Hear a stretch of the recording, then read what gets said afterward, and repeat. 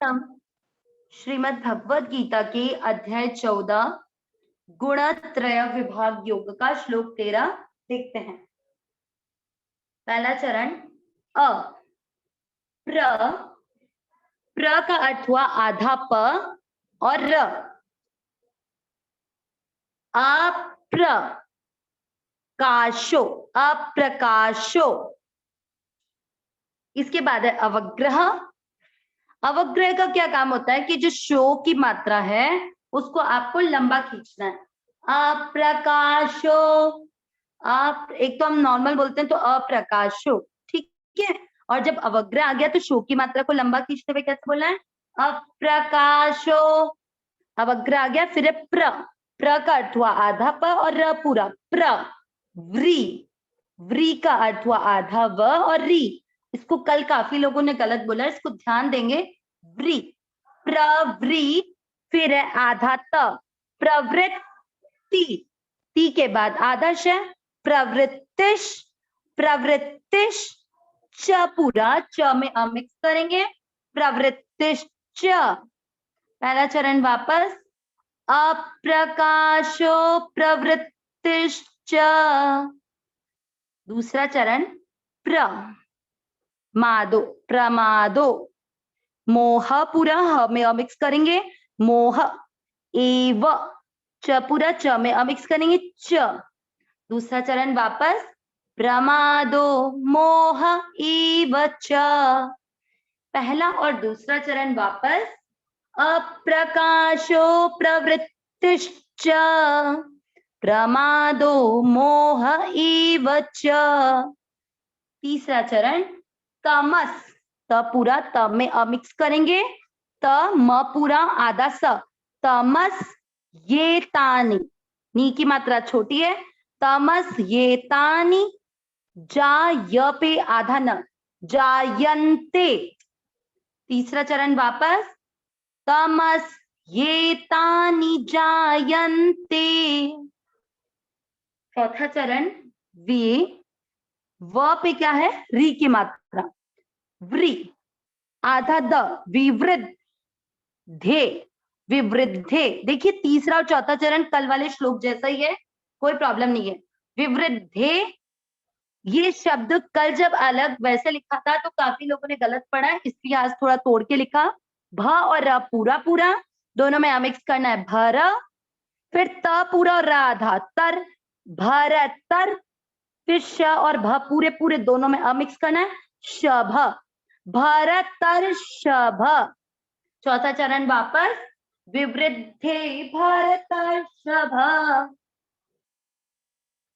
अब तीसरा और चौथा चरण वापस, तमस ये तानि जायन्ते, विवृद्धे भरतर्षभ। पूरे श्लोक का उच्चारण एक साथ, सॉरी, विवृद्धे कुरु नंदन, यहाँ पर कुरु नंदन है।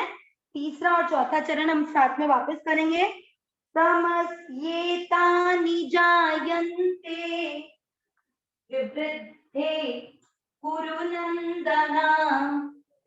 पूरे श्लोक का उच्चारण एक साथ, अप्रकाशो प्रवृत्तिश्च, प्रमादो मोह एव च, तमस ये तानि जायन्ते, विवृद्धे कुरु नंदन, नंदन।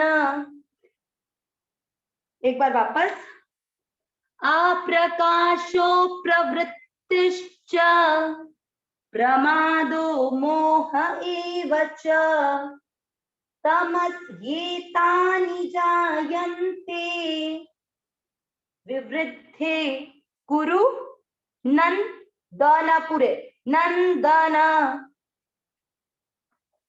अब हम इस श्लोक का अर्थ देखते हैं। हमने पिछले 2 दिन में सात्विक गुण और रजोगुण के बढ़ने पर क्या क्या होता है वो देखा। आज हम देखेंगे तमोगुण के बढ़ने पर क्या होता है।